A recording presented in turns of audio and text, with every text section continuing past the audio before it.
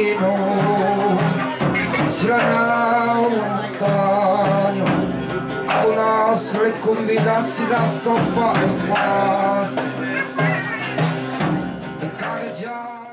Vous savez, c'est jamais commode au mois d'août parce que les différentes organisations, associations que nous sommes visent souvent le dernier week-end d'août pour faire leur université d'été. Nous, c'est la même chose au niveau de France Insoumise. On va la faire à Toulouse. Je crois que c'est la même chose au niveau Europe Écologie ou du NPA. Mais pourtant, j'ai pu absolument être là aujourd'hui parce que, effectivement, d'abord pour nous, il est important de soutenir ceux qui s'opposent justement, j'allais dire, à ceux qui vont être dans une espèce d'encasernement volontaire pendant plusieurs jours protégés par plus de 10 000 policiers pour continuer à sévir sur la planète. Je veux dire par là les 7 pays qui produisent les 2/3 de la richesse et qui produisent aussi, en tout cas leur gouvernement, la plupart des méfaits, ou en tout cas la grande majorité des méfaits dont souffre aujourd'hui la planète.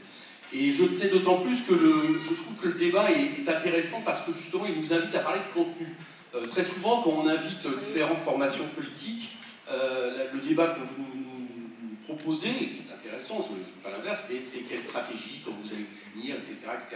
Je trouve que c'est important et intéressant entre nous, justement, de discuter du contenu, de quelle voie d'émancipation nous proposons. La première chose que je voudrais dire, et le fait que le sommet du G7 à côté nous en donne vraiment l'occasion, je crois qu'il faut le dire de manière très ferme. Il n'y a pas de voie de l'émancipation, il n'y a pas de projet d'émancipateur qui ne soit pas anticapitaliste. Voilà. Je crois qu'il faut réaffirmer de manière forte et sans se cacher derrière son petit doigt le fait que nous avons affaire à un système qui n'est évidemment pas nouveau, dont je rappelle d'ailleurs que la première mondialisation capitaliste, celle d'avant la guerre de 14, a juste généré 2 guerres mondiales, la crise de 29, des centaines de millions de disparus, etc. Donc c'est pas quelque chose de nouveau, cette propension à un moment donné à étendre sur tous les domaines d'activité, sur tous les domaines géographiques, un système qui est celui de l'exploitation de l'homme par l'homme, mais là nous avons affaire, j'allais dire, dans ce troisième acte du capitalisme, à quelque chose qui, de par son échelle, de par les périls qu'elle fait courir à l'espèce humaine, voire à la planète, en tout cas à toutes les autres espèces de la planète, quelque chose qui est totalement inédit et qui nous oblige à réagir par rapport à ça. Je lisais il y a quelques jours qu'au deuxième trimestre 2019, on a battu les records de dividendes dans le monde, et particulièrement en France. Je n'aurai pas le temps d'expliquer pourquoi, mais je pense que chacun a un peu les idées dans la tête, pourquoi en France, là où le gouvernement Macron a fait comme aucun autre gouvernement ne l'a fait avant, a avantagé les régimes du capital, pourquoi c'est précisément là où le capital s'en sort le mieux, mais cette logique qui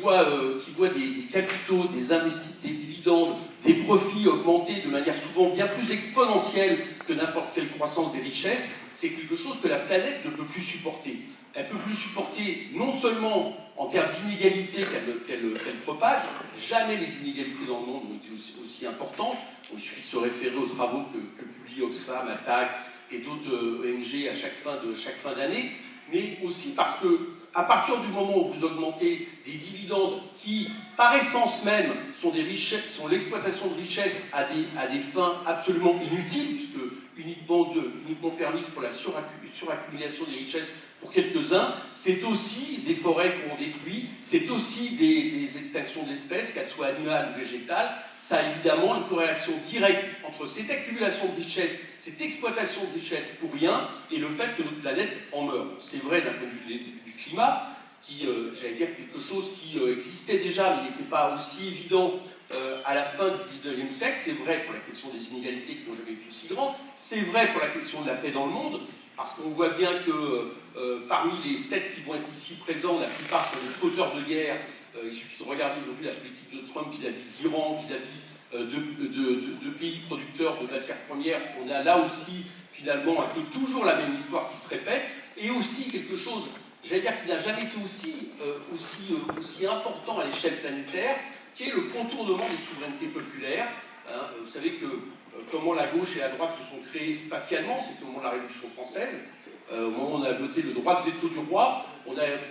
raisons de commodité, on a demandé aux gens qui étaient pour le maintien du droit de veto de se mettre à droite, et aux gens qui étaient contre ce maintien du droit de veto, donc pour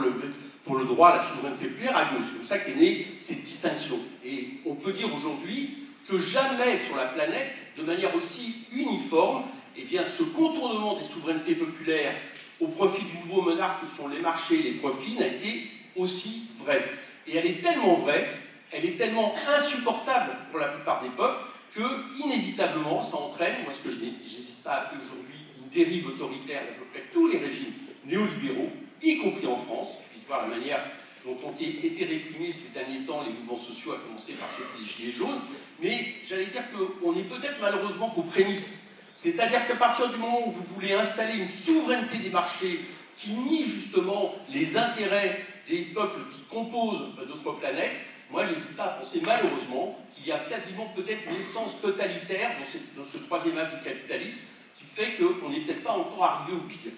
Donc, première chose qu'il faut se dire, c'est que si nous voulons un projet émancipateur, il doit être anticapitaliste. Et il doit répondre, à mon avis, à trois préoccupations.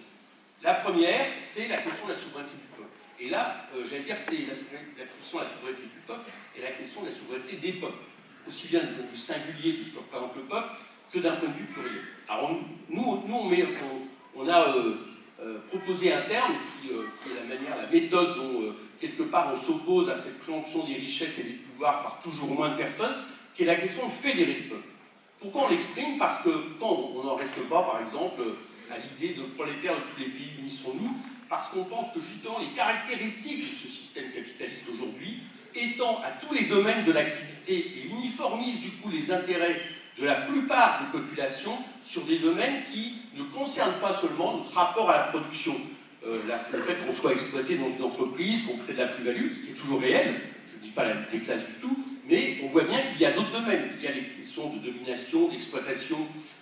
diverses dont vient de parler Olivier, il y a la question, je l'ai dit, de perte de souveraineté, il y a la question du climat, il y a la question de l'environnement, il y a la question du fait aussi que nous agissons en tant que consommateurs, puisque c'est aussi là-dessus que l'on base l'exploitation capitaliste avec du consumérisme, du productivisme. Donc tout ça rend nécessaire le fait que nous soyons capables de proposer un projet qui justement embrase absolument tous les domaines de l'exploitation capitaliste et du coup fédère le peuple. Ça c'est la première chose, ce qui nous entraîne pour notre part à dire qu'il est absolument fondamental d'en finir avec la Ve République. Il est absolument fondamental de réfléchir à la méthode révolutionnaire qui, pour nous, doit être celle de la constituante, c'est-à-dire comment le peuple décide lui-même des règles du jeu qu'il se donne, et ce n'est pas seulement les règles institutionnelles, qu'il est absolument fondamental dans la question de la souveraineté populaire de rappeler que la souveraineté du peuple ne doit pas s'arrêter aux portes des entreprises, qui touche la question de la démocratie sociale, qu'il est absolument aussi fondamental de continuer à opposer le droit international à justement ces espèces d'aéropages de puissants que sont ceux du G7, l'OTAN, l'OMC, etc., etc. Donc la souveraineté du peuple nous semble absolument fondamentale comme réponse. Et pour répondre à la question qui était posée sur la question des nations, moi je suis d'accord assez avec Olivier, je ne fétichise pas le cadre que nous nous donnons pour à un moment donné être capable d'intervenir. Par contre, une chose est certaine, si la subsidiarité est absolument importante, autrement dit, si j'allais dire le premier pouvoir à prendre est un pouvoir qui nous permet localement de l'exercer, nous devons aussi nous poser la question des cadres qui sont capables à un moment donné de proposer une alternative aux capitalistes, qui nous sont capables de peser de manière suffisamment efficace. Bon. C'est pour ça que je crois que la question de la nation, par exemple, reste un enjeu fondamental et nous invite par exemple à, pour notre part, estimer que la nation doit toujours répondre sur des caractéristiques politiques, sur une appartenance qui doit être une appartenance horizontale. Et appartient à une nation, appartient à n'importe quel cadre de communauté politique, ceux qui sont d'accord avec le projet que construit cette communauté, et non pas par tel ou tel héritage, que ce soit celui du sang, de la géographie, ou je ne sais quel, ou du droit du sang, évidemment, qui est de pire. Donc la question, évidemment, dans quel cas nous agissons est absolument fondamentale, et je suis assez d'accord que c'est au peuple qu'il appartient, quelque part, de le définir. On ne peut pas imposer au peuple quelque chose qu'il n'accepte pas, et évidemment, d'un premier lieu, à la loi des marchés. La deuxième caractéristique, c'est que nous devons être internationalistes. Pour moi, ça doit être quelque chose, et qui n'est pas la négation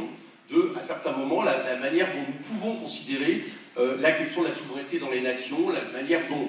elle peut s'exercer, mais eux, ils sont organisés de manière internationale, même s'ils ont des rivalités entre eux. Hein. Moi, je crois que dans le terme de globalité, il ne faut pas croire pour autant que les intérêts capitalistes ne sont plus aujourd'hui des intérêts impériaux, ne sont plus des intérêts nationalistes. Il y en a, ça continue aussi à courir derrière le côté transnational du capitalisme financiarisé, mais nous devons, plus que jamais, répondre, et c'est pour ça que ce contre-sommet est important, au niveau, j'allais dire, de notre internationalisme. Et le troisième chose, c'est que Je crois que le XXe siècle et son échec, ont quelque part l'échec du mouvement ouvrier, ce qu'on appelle le mouvement ouvrier, a renvoyé, j'allais dire, la question de l'alternative au capitalisme comme ne pouvant plus être le socialisme ou le communisme tel qu'on le considérait au XXe siècle, pour différentes raisons, liées à la question de l'échec vis-à-vis de la démocratie, liées à la question de l'échec vis-à-vis de la transformation, notamment pour la social-démocratie, liées aussi à la question, justement, d'une prise en compte absolument insuffisante de la question première, qui est la question du climat. Donc nous devons être capables, et nous devons aujourd'hui, construire un projet qui, j'allais dire, est une évidence comme projet alternatif pour les peuples entiers. Ça, c'est un travail absolument nécessaire. Ça veut dire que ce n'est pas seulement un programme de gouvernement, ce n'est pas seulement des programmes pour les municipales, ce n'est pas seulement la nécessité de converger des luttes sociales, écologiques, citoyennes de la manière la plus efficace possible, c'est savoir quel projet alternatif, quel projet émancipateur, quel dessein à l'humanité nous proposons comme alternative au capitalisme. Alors, David va parler après moi, je sais que, par exemple, du côté de camarades d'Europe Écologie, la question de l'écologie peut se poser comme le paradigme qui, justement, répond au capitalisme, pour certains écologistes, ce qui est aussi un des problèmes qui se posent, c'est aussi qu'on a des gens de droite, des libéraux, qui se disent écologistes et qui montrent que le terme n'est peut-être pas suffisant à lui seul. Donc, pour notre part, par exemple, nous mettons la question de l'écosocialisme, c'est-à-dire la question d'un dessein, un projet, qui à la fois s'empare de la question du premier bien commun de l'humanité, qui est la question du climat, de l'environnement, et qui est capable d'y répondre par les circuits courts, par la souveraineté alimentaire, par tout un ensemble de propositions absolument fondamentales, mais en même temps, on ne peut évidemment pas faire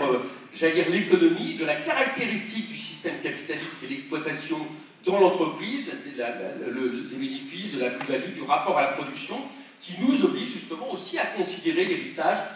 j'allais dire, du mouvement ouvrier du XXe siècle. C'est pour ça que le terme écosocialiste nous semble un bon terme. Je conclurai juste sur une chose. Jamais, je crois, dans l'humanité n'a été aussi vrai ce qu'a été à un moment donné le mot d'ordre de certains penseurs socialistes du XXe siècle, je pense à l'école Lefort, Castoriadis, etc. C'est-à-dire que c'est la barbarie si on ne s'est pas capable, demain pour nous, si on n'est pas capable, et à l'échelle planétaire, en tout cas à l'échelle de l'espèce humaine, nous ne sommes pas capables de nous opposer au capitalisme, de proposer un projet alternatif. Et je dirais, pour le terme que je défends, en tout cas, c'est l'idée de dire écosocialisme ou barbarie, me semble, est une réalité. En tout cas, c'est à ça que j'aimerais qu'on soit capable aussi de travailler